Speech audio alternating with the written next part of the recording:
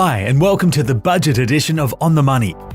The Turnbull government has produced a budget this year that sees first home buyers, small businesses, infrastructure, and education emerging as winners. So let's take a look to see how it's all going to affect you. First up, small businesses with a turnover of less than $10 million are enjoying tax cuts they welcomed in last year's budget, along with a total tax reform package that has lowered the corporate tax rate for all businesses to 25% by the 2026 to 2027 income year. What's more, the $20,000 instant asset write-off scheme has been extended for another 12 months, offering small businesses the opportunity to upgrade and improve their cash flow. All businesses that employ workers on temporary work visas will be charged up to $1,800 each year, while businesses that employ workers on a permanent skilled visa will pay a once-off levy.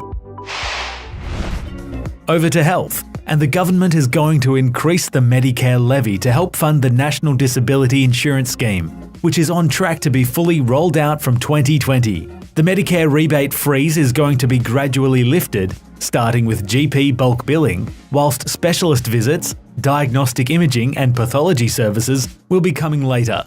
Plus, the government has made a deal with Medicines Australia to reduce the price of certain pharmaceuticals, meaning your out-of-pocket expenses for certain medicines will be lower. And $115 million has been put into mental health, including rural telehealth psychological services, mental health research and suicide prevention.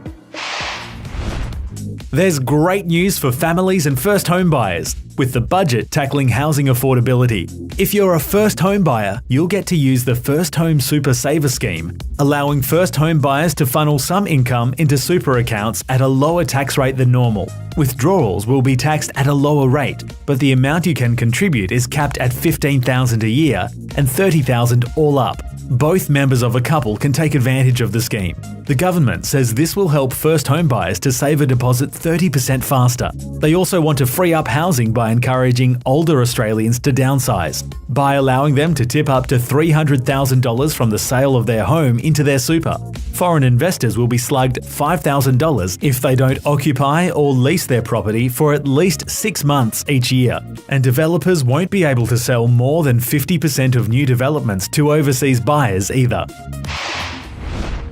The government has announced significant changes to the university sector. Students will have to pay up to $3,600 more for a 4-year university degree and start paying back their loans as soon as their income reaches $42,000. Universities are also now subject to a 2.5% efficiency dividend for the next 2 years. And New Zealand students will no longer be able to access Commonwealth fee subsidies. Schools will be pleased with their extra $18.6 billion over the next decade. The funding is worked out on a needs-based system, with most schools seeing a year-on-year increase in funding.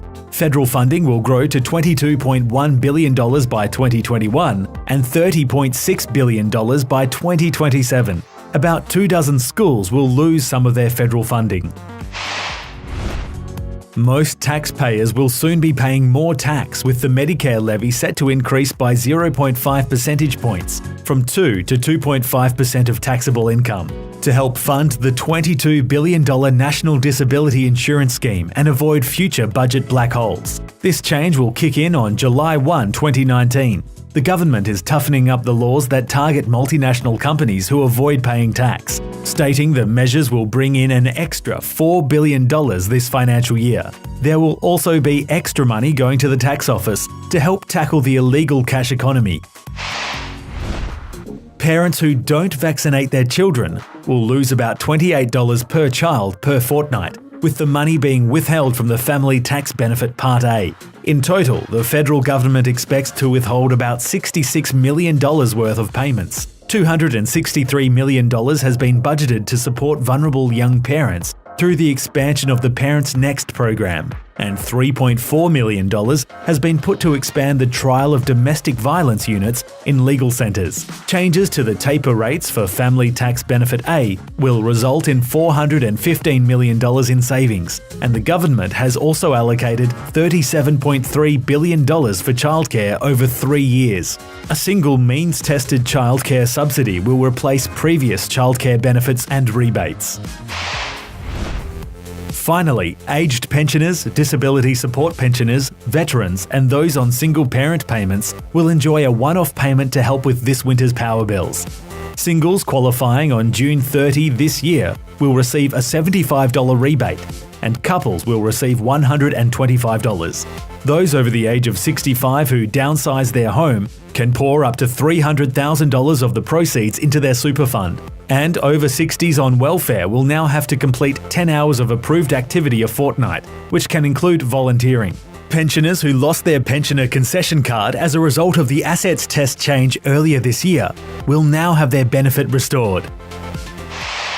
Chances are the budget will affect you. So if you'd like further information on these areas or have other questions, we welcome your call or email. Thanks again for watching On the Money. See you next time.